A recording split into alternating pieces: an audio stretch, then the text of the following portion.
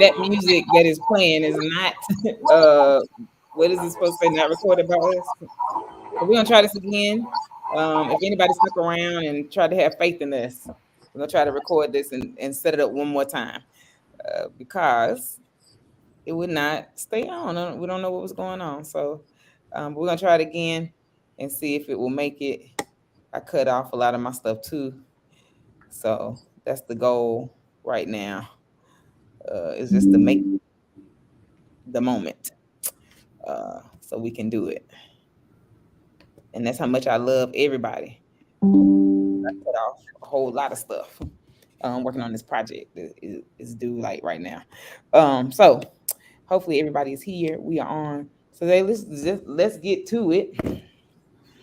And if the people catch it, they catch it. And I hope that they do get a chance to catch it. I know we were restarting, but I do want to say this again. Y'all Mhm. give a shout out to Margaret for her birthday. 41 years. In this day and time, that is a milestone. That is something to be celebrated. So just give her a shout out and everything else for her birthday. Oh, thank you, Zay. I mean that too. Like I'm thankful to be at 41. I truthfully did not think that I would be here. Yeah, and I'll be honest, and I'm so glad that the topic we're talking about tonight is we're talking about life. And I never read the text in the way I read it today.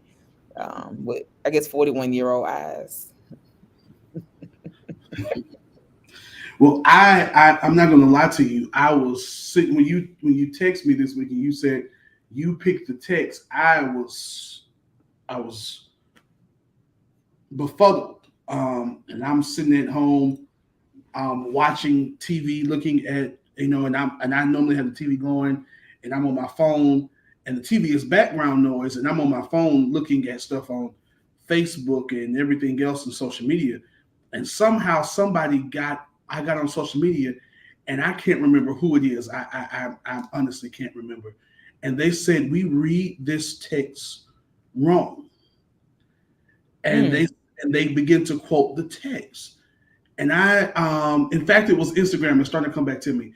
It was Instagram, and it was Grammy award winning artist who what is his name?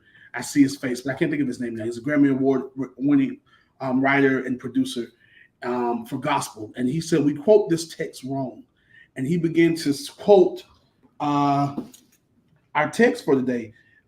Again, I saw that under the sun the race is not to the swift, nor the battle to the strong, nor bread to the wise, nor riches to the intelligent, nor favor to the skillful, but time and chance happen to them all. And when he said that, I was like, no, and I felt bad because I've gone to seminary. I've studied text, and I was like, he's wrong. That's not what that text says. And some said, no, go read it. And I went and read it, and I was blown away. And I was like, for years, going through seminary, going preaching, and everything else, I've read this text wrong. I have quoted it wrong.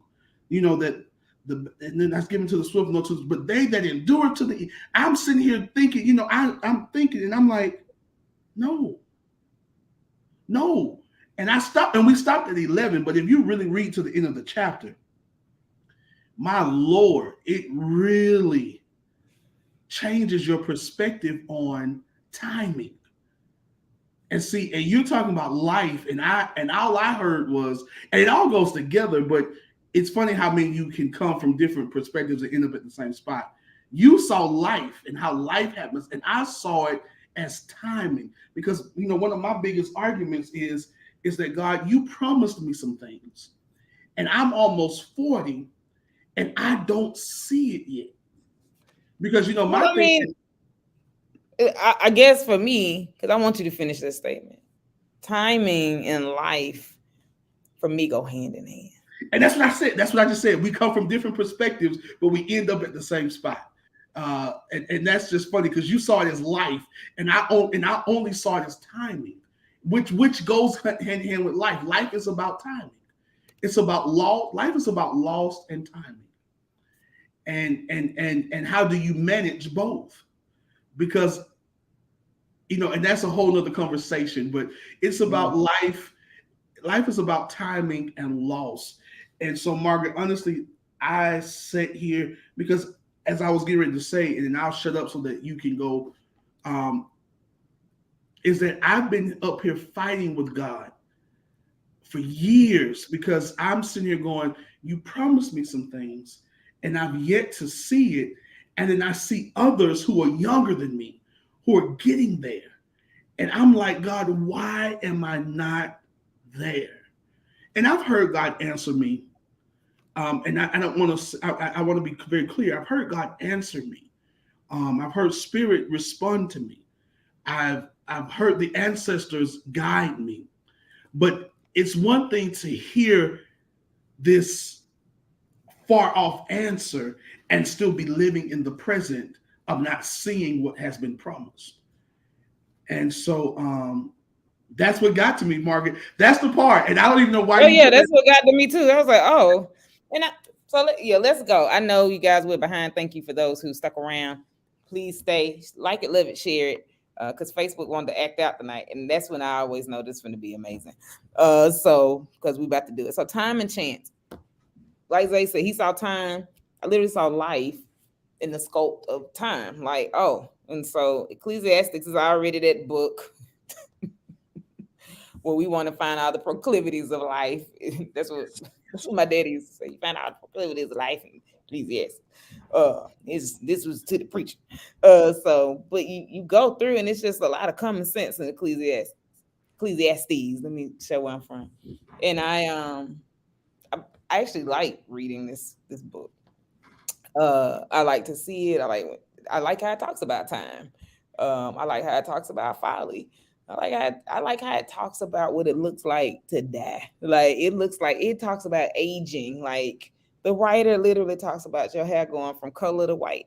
Like it. I mean, Ecclesiastes 12 was that thing hits hard at a funeral. Because it's someone who did not pass away in my mind or expire prematurely. Even in one of the versions of the text, it literally refers to someone passing away as they have expired. So, they have expired. So this is really, in my opinion, though this was written to the preacher, it was written to get the attention of you are human, and this just happens to humans. That's how I saw this. This happens to humanity. And ain't nothing magical that comes. Take life as it comes. This happens to human. It happens to humans. It doesn't matter if or not. It's going to happen to you. So Zay said he was right. He stopped at 11, but I went through 12, and so we're gonna go through the text fast because we don't. We like to be preachers on this show for real. So first thing is all this I laid to heart, examining it all, how the righteous and the wise and their deeds are in the hand of God, whether it is love or hate, one does not know. In other words, this is what life looks like. It is what it is. Just to think that it is what it is in the Bible is what, but this is what life looks like. And so everything that confronts them is vanity. Since the same fate comes to all, everybody that's a body on the earth is born, and everybody that's a body on the earth dies. And we all age in the process. And to the righteous and the wicked, to the good and the evil, to the clean and the unclean, to those who sacrifice and those who do not sacrifice. As are the good, so are the sinners. Those who swear are like those who shun an oath. This is an evil in all that has happened under the sun, that the same fate comes to everyone. Once again, this is life. It's going to happen to you. So, what paused me right here when I was reading this is how we declare things over people that actually was just listed in this text. it made me almost think about the prayers of David, because I mean, life is coming, and if you do what you do, I mean, life is just gonna come to you. You're gonna die. This happens to everyone. So, moreover, the hearts of all are full of evil. Madness is in their hearts while they live, and after that, they go to the dead. Now, this brought me joy. But whoever is joined with all the living has hope. So, though everybody dies, how are we joining into life? How are we connecting? For a living dog is better than a dead lion. Now, I laughed at that part because I mean, it's true. At least a living dog is barking. You know, the living know that they will die. Oh, but the dead know nothing. Oh my God. They have no more reward, and even the memory of them is lost. I struggled with this due to African principle of calling a name. You die twice. And so, well, that's another whole thing. I want to come back to that. But that I struggled with that because the memory of them is lost. Their love and their hate and their envy have already perished. Never again will they have any share in all that happens under the sun. Go eat your bread with enjoyment and drink your wine with merry heart, for God has long approved what you do. Now, Zay, that took me out. When I tell you, I had a whole paper Bible when I read that, and I said, "Oh, well, oh, okay then," because somebody just shouted right there. If y'all read it, because God has long approved. God knew you. Anyhow, I don't want to, because it ain't my night to preach.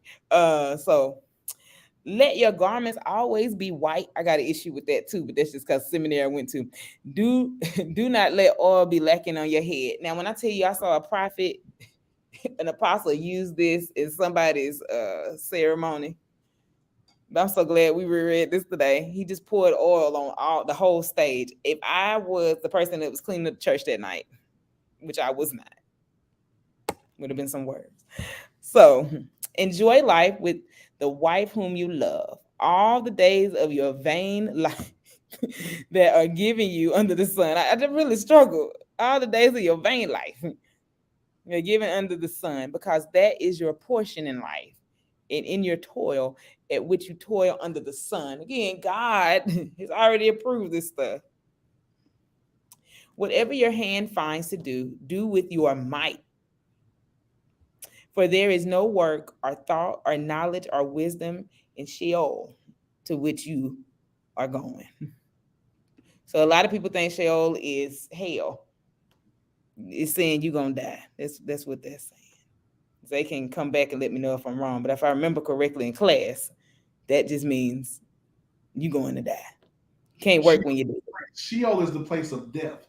It's the lack of life. That's what I said. Because people say it's hell. No, no, no. It's death. You're gonna die. It can represent hell. For some people, in death will end up in hell. Yeah. But Sheol is just really a place of death, a lack of life, a lack of actually it. If I remember correctly, and I think I remember it correctly because I'm feeling it in my shondo, it literally means a lack of light. Yeah. It's a dark place. When you get to the dark place. And so many of you are already in Sheol and you're walking around living. We coming back. Anyhow, you ain't finna start preaching. No, it just means death. So it took the spook out of it for me when I learned it. Thank you, Dr. Randall Bailey. Again, I saw that under the sun, the race is not to the swift. When I say I got mad when I read this, I got mad. Again, I saw that under the sun, the race is not given to the swift, nor the battle to the strong, nor the bread to the wise, nor riches to the intelligent, nor favor to the skillful. Oh, no. But time and chance happen to them all. Yeah, this thing took me out. Say, we got people going in. Hey, Antonio, going in. Like, what? I said, excuse me. I ain't really know how to process it well. Took me out.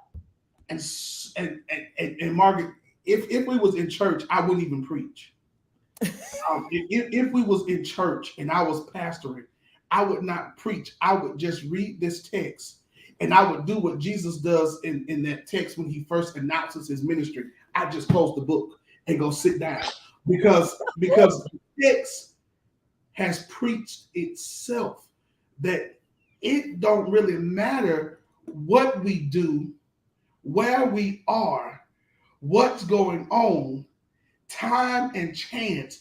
You everything that's happening to you is already approved by God, but it's almost like God is saying, it's like we said God bet on you last week. Now we said it's a gamble. It's a gamble. It's a toss up about you being ready at the right moment, you being situated at the right place.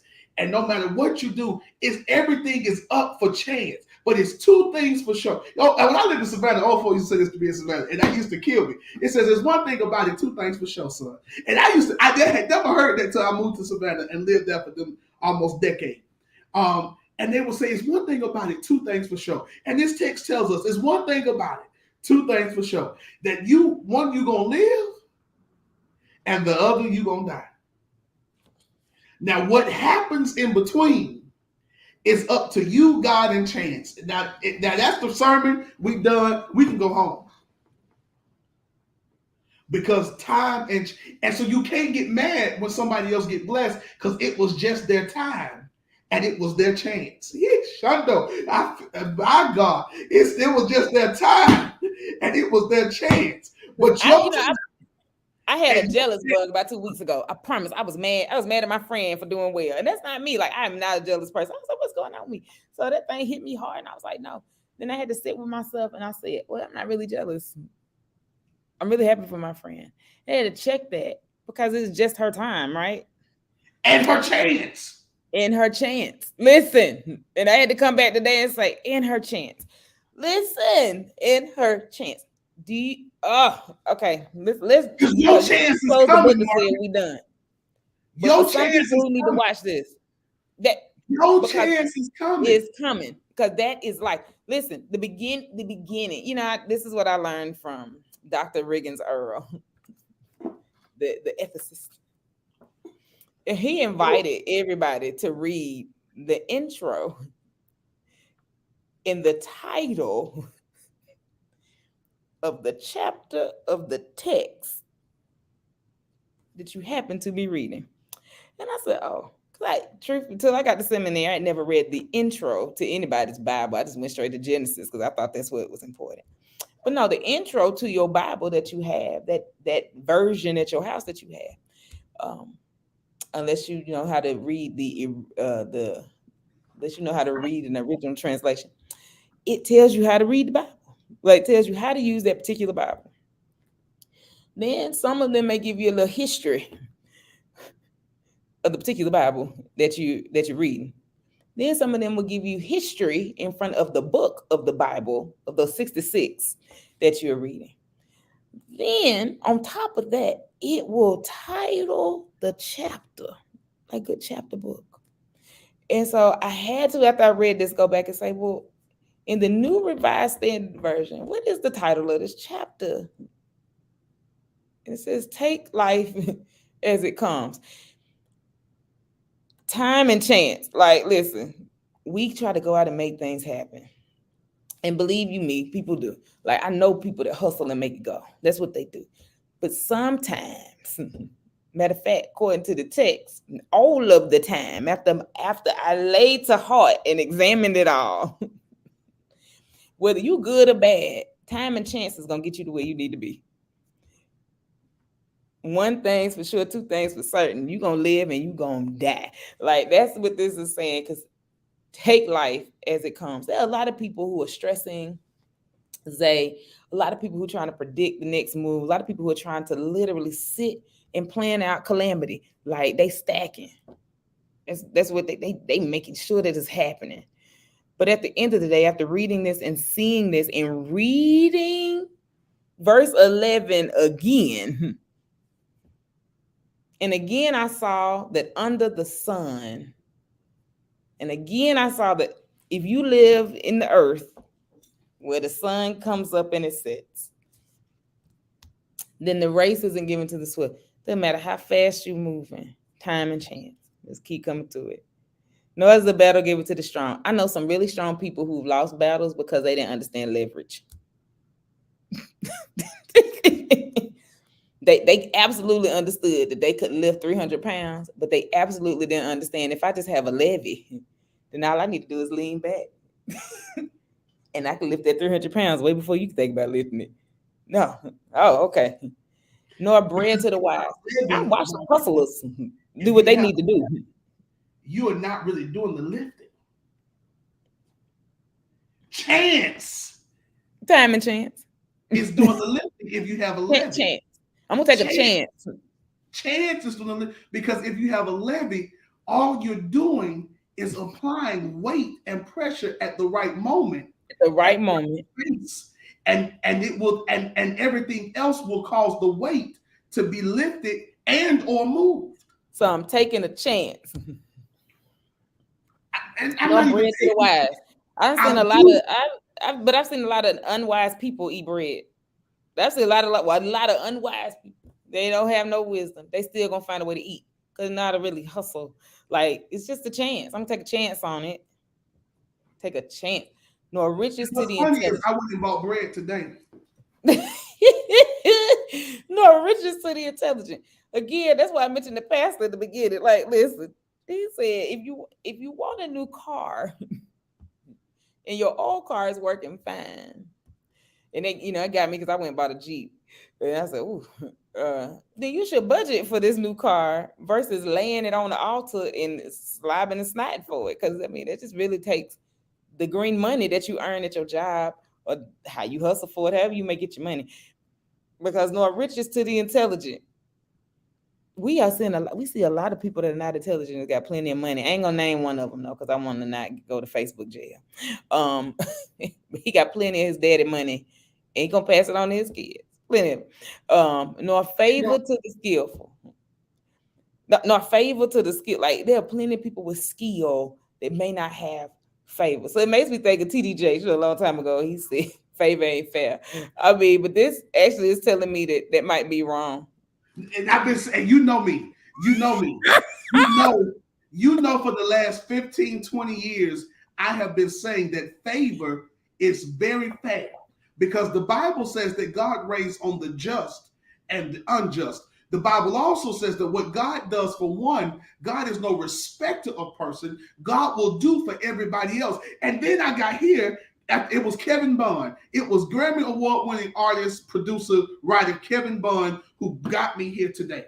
And he said, and when I read this, I said, it further proves that favor is fair because it no matter what happens, we're all going to experience the same thing. We just, some may get there earlier and some may get there later, but at the end of the day, you all gonna get there. Man. Martin Luther King said this when he was talking about justice, and he was talking about freedom for African American people. He said, I have gone to the promised land. I've gone to the mountaintop and I've seen the promised land, and I might not get there with you, but we all are going, because I think he went over to Ecclesiastes. If I have my sanctified imagination, I think Martin went over into Ecclesiastes, and while he was at the mountaintop, God started showing him Ecclesiastes 11. We all got to go. Even the racist has to go and stand before God at some point and has to be judged. And so if we don't see it here, we're going to see it there. But then there's also some implications in the text that if we just keep living, we're going to see some stuff on this side. See, I'm not one of those believers. I used to be because I grew up Baptist. And so I always heard about the over there, or, over yonder, over there. But I also learned when I went to the greatest seminary in this country. When I went to the greatest African-American seminary in this country that liberates not just people, but minds and denominations, if you let it. If you let it, that's a whole nother conversation. They let me know that the promise wasn't just for over there, it was over here, and we all can get it It's just a matter of chance. A matter of chance. And So we have a comment tonight because the people watching you, sir. I love Antonio because he understands the greatest seminary. Uh, he went brother for ITC. He said we can play a part in chance though. we can. We We can. can. He said because And some that's people what the just sit text by tells us. and think the chance means they just need to wait and it fall in their lap. No, no, no. Chance means I'm finna hustle and make sure my face is there. Like people are doing American Idol. Aretha Franklin's granddaughter went. She took a chance. She ain't got a grandmama's loan, but she took a chance. And they told her timing was off. They was like, well, you took a chance, but baby, you need to go work on them vocal cords. Come back. Lionel Richie looked at her and said, yeah, I love you and your family. Now you know that. But baby, you're not ready. Because chance, I mean, you got to be present for the opportunity. Now, if you don't show up for the opportunity while you are living, then don't get mad when you were sitting in the dead space. So let's talk about proverbial dead space. Because Zay, you went there and you tried to take us there early. No, go there now. Like when I was in that seminary, that great one, I found that just means you in a dead spot. Dead. Like it did not mean hell. It freed me so well now that I read you in a dead spot. You in the dark. You dead. For those that are sitting as they take us there. Many of us are living in dead spots. It's like TV. It's like TV. Now you modern people wouldn't understand this, but if you like me and you grew up in the late 80s, early 90s, you remember your grandmama having something called rabbit ears that she plugged into her TV. And every so often you had to adjust the rabbit ears because every so often the antenna or the rabbit ears would hit a dead spot and the TV would go black. It didn't mean that the TV wasn't working.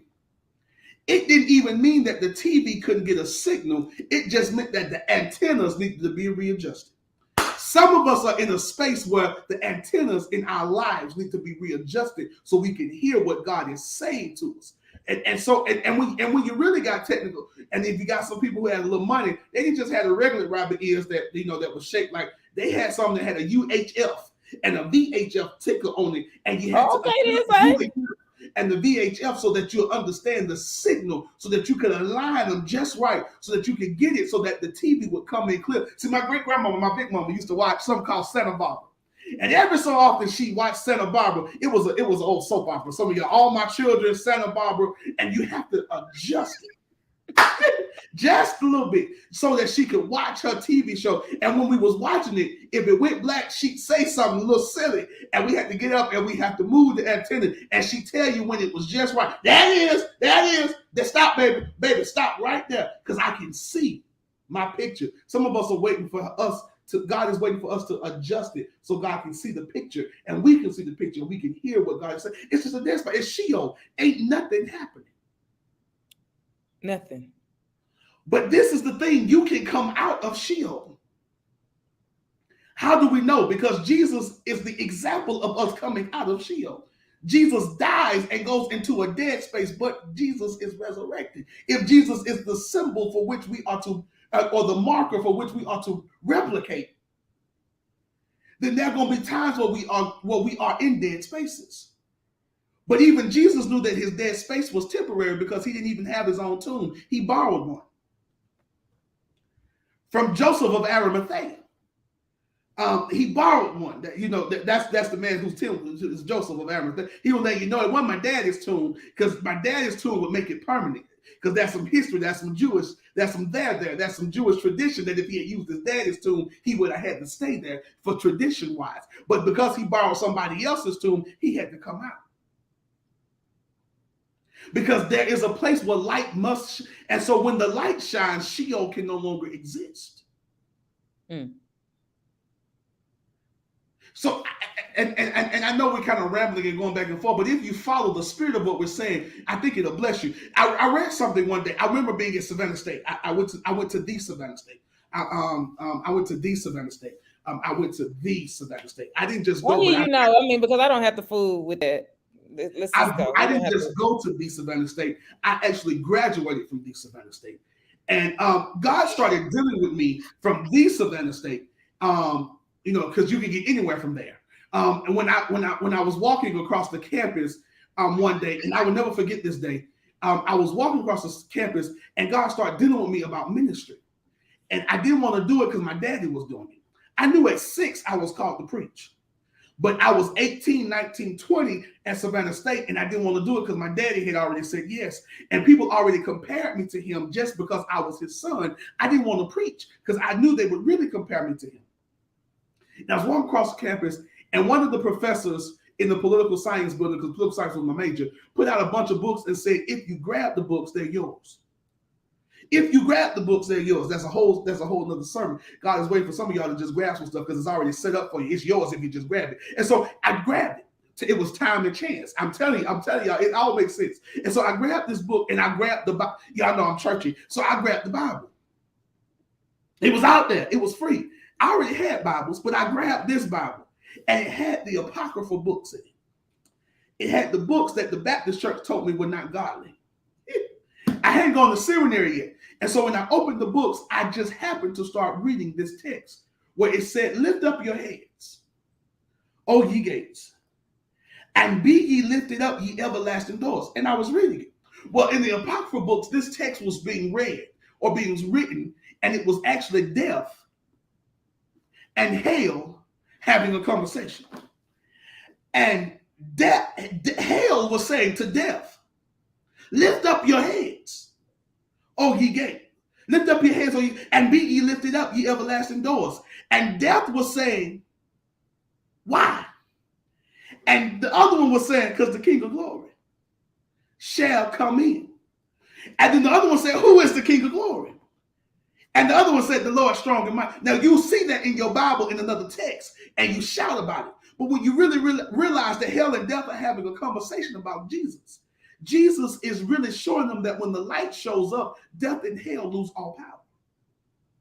Sheol is rendered powerless because death and hell really only have power over what people cannot understand and what people cannot see. So when you lift up your heads and the King of glory, what is glory? Glory just means the light. When the light shows up, so maybe that went too, but I hope somebody called. When the light shows up, what was dark and dead has to move.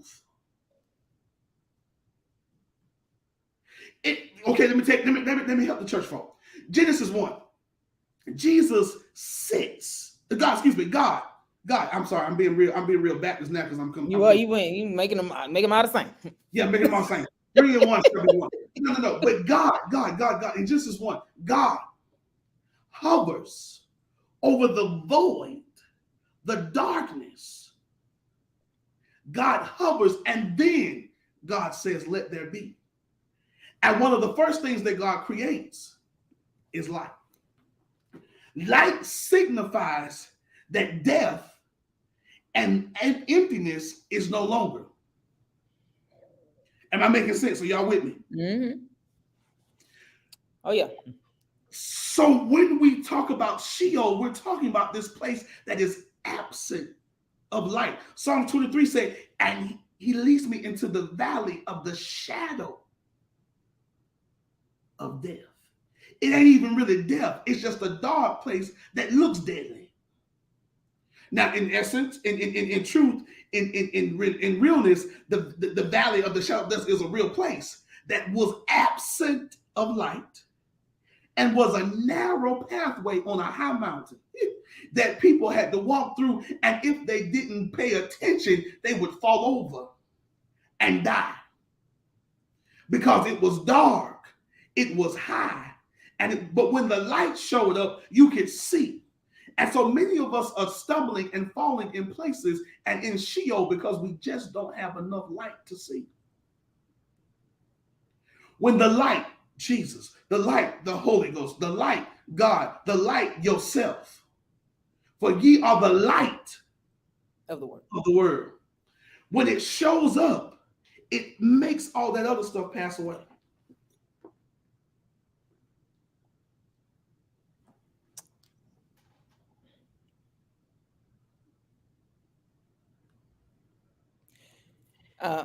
Lord, we lied. He ain't supposed to have dead space. Zay just preached everything. He just dropped the mic. He did a first. He did a second Baptist close because he came through. Yeah, it's good, y'all. He just did a whole close. Um, and what killed the close was he said you can be like because in this is Old Testament, so please understand all this hell. No, this is just you dead. Like it's a place. It's where death abides, the abode of death. If you want to go Google it, look it up. You want to go find a Hebrew dictionary. The abode of death is just a death. It's just what death is. So some of us say,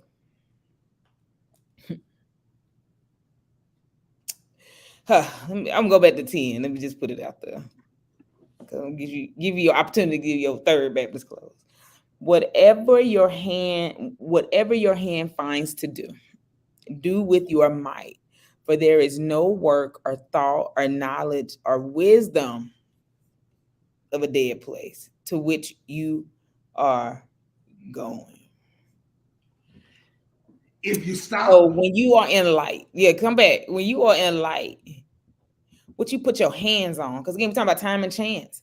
I'm coming back to it because when I say this from the close up real well in my soul, because time and chance does not mean you just waiting around and see how things work out for you. Whatever you put your hand to, whatever your hand finds to do, literally is telling you, go do something with this life that you have. Go make life. Do it with all your might. Do it. For there is no work or thought or knowledge or wisdom of death to which you are going. Listen, you got to make stuff happen. Time and chance doesn't mean you sit down and hope something shows up. No, it means that you live life.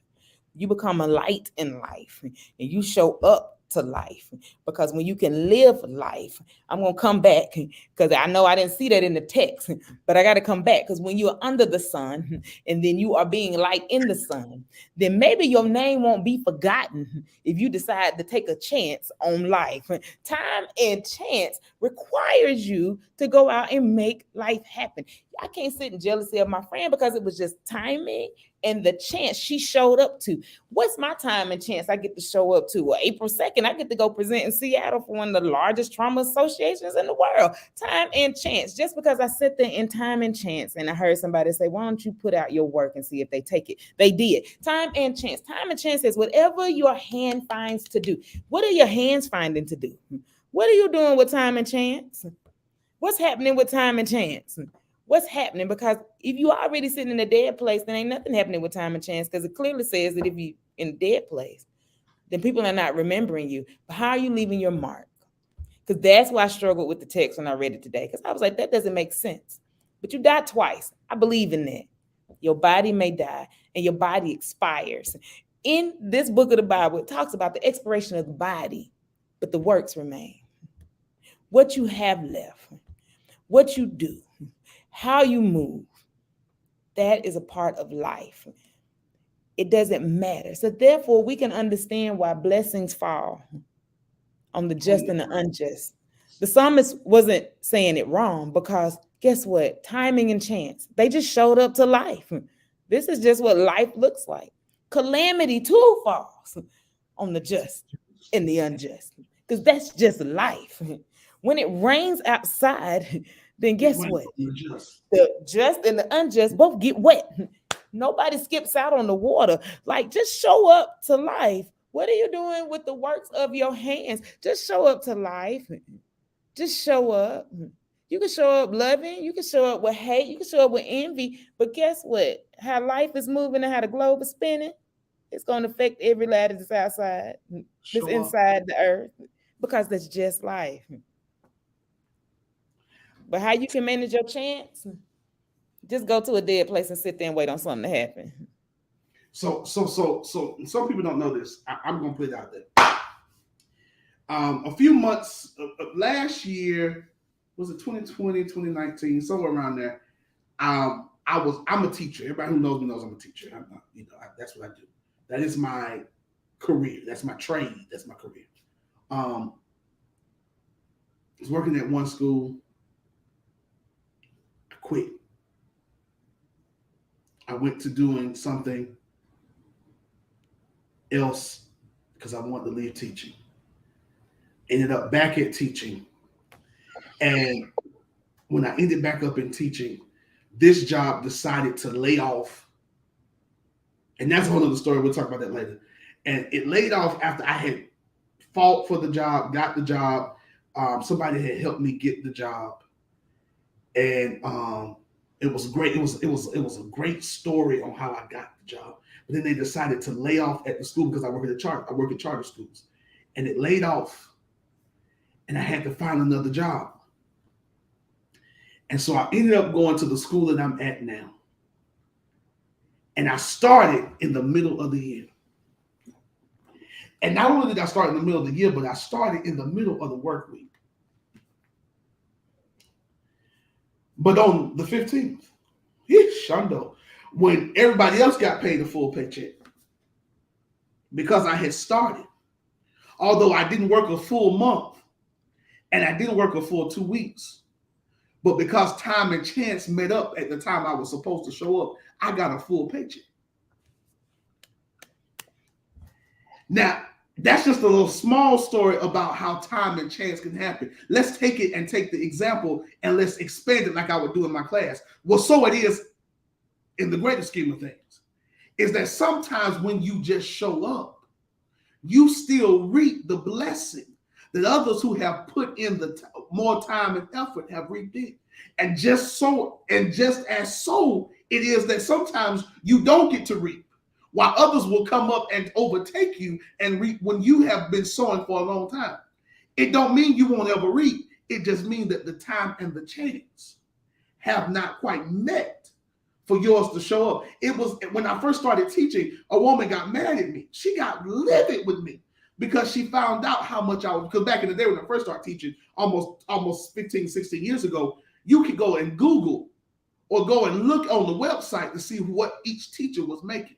Mm-hmm. And she got mad because I was 10 years younger than her and was starting teaching 10 years after she did, and I was only making about $3,000 less than her. And she couldn't understand how I got there so quickly. It was time and chance. And I'll tell y'all what I told her later, but it was time and chance. So in the text, so it is in the text, is that when you look at verse 10, whatever you put your hands to, if you stop working, you stop living. But if you keep doing what you called to do and what you're supposed to do, you keep living. So it doesn't contradict the African proverb, because what happens is the African proverb assumes that in order for you to be called after you have passed out in the physical, after you have expired in the physical, is that you have done a work that is so heavy that folk will continue to call your name after the work has ceased, because you kept working while you were supposed to be working, and the work will live on. Now, I call somebody my bishop. He has died. Margaret know who he is. I won't call his name on this, but Margaret know how I feel about him. For those of you who don't know, I'll give you a hint. Ring the bell. And so if you understand who Bell is and ring the bell, please don't say nothing bad. Don't put nothing on that, because flesh will rise. And so bell rings. Bells ring. And so you can say what you want to, but there are generations of people who will never stop saying his name because what he did. There's a preacher who's trying to erase what he did, but you can't erase what he did, because there are generations of people who will forever call his name. Because what he did in the 27 years at the place that he was at is so big and so powerful that other folk are just now being able to replicate what he did in the 90s, because he did the work he was called to do. Am I making sense? I hope I'm making sense. When you do that work, folk will continue to call your name. Now, I want my work to be preaching and pastoring, but I've realized that my work for right now has been in education and in the classroom. And I got students. I'm 37. I'll be 38 in about 2 months now, I think. In about 2 months, I'll be 38. My oldest students are 31 and 32. The oldest folk I taught, I mean taught in the classroom. I gave them grades. I had parent-teacher conference with their parents. They are 31 and 32. I have not seen some of them since they were 17, 18, 19 years old. But whenever they find me on Facebook, they still say, I remember this that you taught me in your class.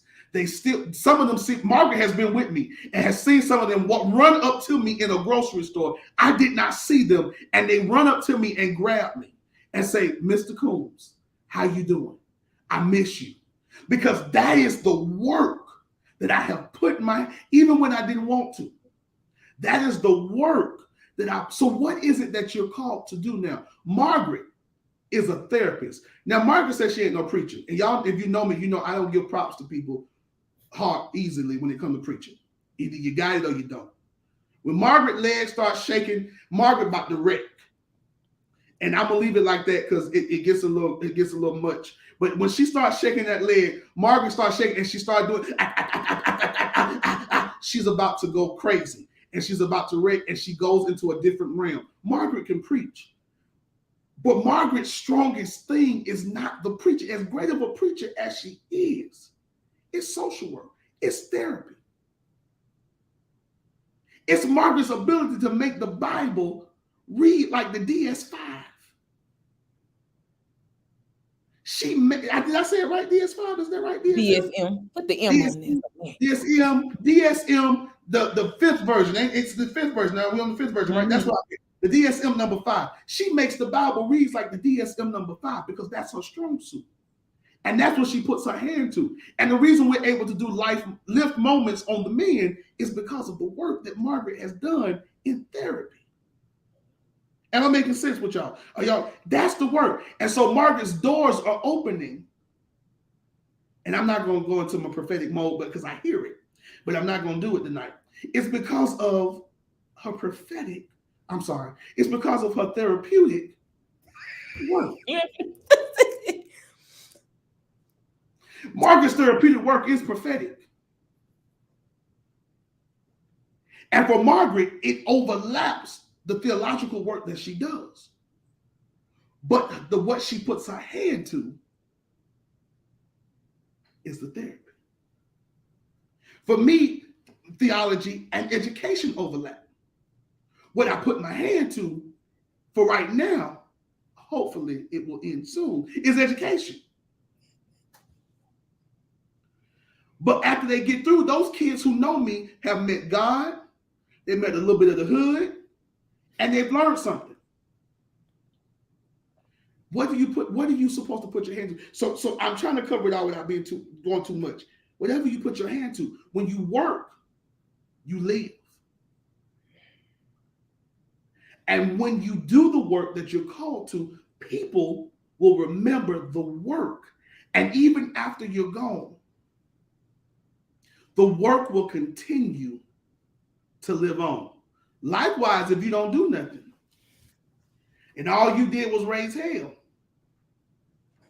and all you did was, as my grandma would say, was stir. I almost cussed because that's what my grandma would say. When you die, that's what your name gonna be remembered as.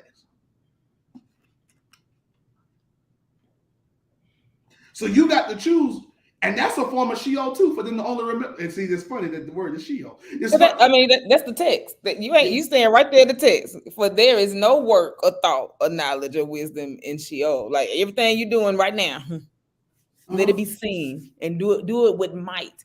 When you read might in the Old Testament, do it with power. Like don't come and say, oh well, no, do it with power. Because when you expire, and when you choose to just stop, there is no work or thought or knowledge or wisdom in the place of the dead, to which everybody is going. Because this is just like, I'm telling you, y'all, me and God have talked, and I don't know if we made an agreement, but I have agreed with myself. And so the only person I'm waiting for is God. At 65, maybe 70, if my body is strong, I am retiring. I am whatever I'm supposed to be doing at that point, I am done. If it's pastoring, I'm done. If it's going to be in the classroom by 65, 70, I am done. I am done.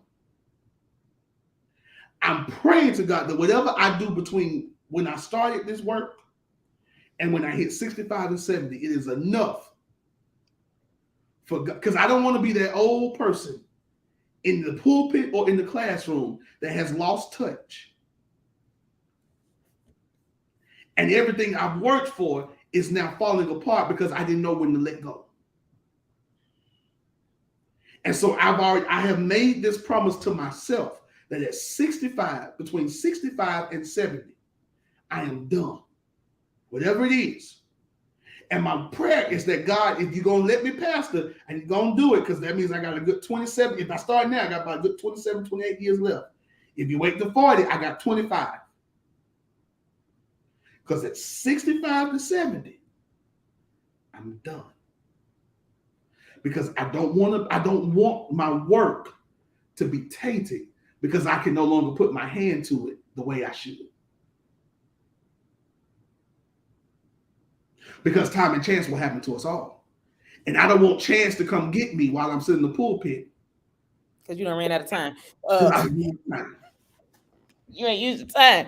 Listen, time and chance. I love how it's and. I'm really big about that and. And I'm seeing the time. I'm going to go meet up with my friend.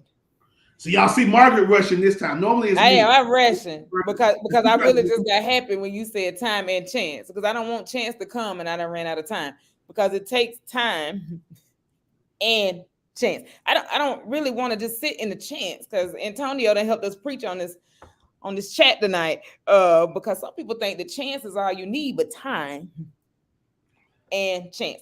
Life is compiled of time and chance. Like time and chance. You need both of them in order to make this equation work. You can take a chance and you're not in the right time.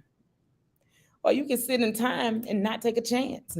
However that is, we all going to end up birthed if you're here on the planet and dead if you're here on the planet. But time and chance is going to happen to us all eventually. But I want to make sure that I can sit in time and chance, because it's instructions in here that says whatever your hand finds to do it with might. So in time and chance, that gives me the authority to have power in my hand to make things happen. Some of y'all done said here tonight, if you don't lead with anything else, whatever you put your hand to, do it with power in time and chance, because all the other stuff. Because death is coming. It's coming. And it didn't say that you had to be saved in this text, because salvation wasn't really the thing right here, because Salvific thought was salvation is continual. What it did say, though, is that whether you good or bad, rich or poor, all of that, life is going to happen to you. So the instruction in 10 was for everybody. Whatever your hand finds to do. There's an implication about salvation in the text if we really had time to unpack it. There's an implication about salvation. There's an implication about what's right and what's wrong. It is. Because if you read the text, the saved and the unsaved, the right and the wrong, the righteous and the unrighteous. It gives the comparison. It gives the no, hear me. They're both in the hand of God. God is God of both of them. Mm-hmm. God is actually blessing, and God is coming at both of them. Mm-hmm. God doesn't really differentiate between the righteous and the unrighteous. That's a thing we do because we're trying to make ourselves feel better. To justify why we got what we got in time and chance. But God says we all got it, and you all gonna use it. How are you gonna use what God has given us all? I just want you to think, because some of y'all so busy worried about who righteous and who unrighteous, and you missing the time and the chance to get to do what you need to do. So Margaret finna go do what she gonna do. She gonna go eat, and she gonna forget about me this Saturday. She gonna text me later and tell me if I was mean, if I was wrong, and what I said. If y'all saw the first one that messed up, but that's what it is. And I'm about to go because I got to get up and go to work tomorrow. So I'm done. So we done for the night. Time and chance. I wonder. I think that it's funny how we end this because each time, like spirit hit. And if I could tell y'all where I was sitting, it's always fun to feel spirit hit in this place. I want to thank God for doing that because this was a time and chance situation too. Somebody died. I showed up to this call. The person who actually had the job decided that she didn't want to show up to the call. And because I took a chance in timing and showed up to the call, I got the job. I've had this job for 3 years. I think it's amazing how I got the job because in time and chance, I really just came to take somebody else's responsibilities because she said she was not coming to take care of the responsibility she signed the contract for. So Margaret, we've been in like this. Since you went there, we're gonna end like this. The job I got now, I got it after they laid me off at 1 because the person who had the position I got now decided he didn't want it no more and he gave it up and he left the job and he left the position and they needed somebody to fill it. It was time and chance. And now they mad and they can't get rid of me. And I already signed my contract for next year because time and chance. Some of y'all trying to figure out what's happening in time and chance. Show up with your hand working and do it with might because time and chance happens to them all. That's all we got to say tonight. Be blessed. Sit with that. Some of y'all still trying to figure out how did we get here, but it's in the text. Time and chance. That's the prayer of your life tonight. Sit with time and chance. Come on, Dr. Sherry. Time and chance. You got to take a risk with Chronos and Kairos so that you can sit in your due season. Time and chance. Listen, Chronos and Kairos. Listen. Time and chance. Come on, preachers. Time and chance. So may God watch.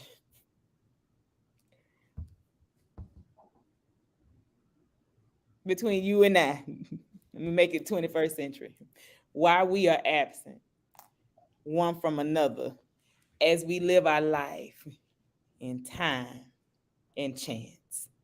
Y'all have a wonderful night.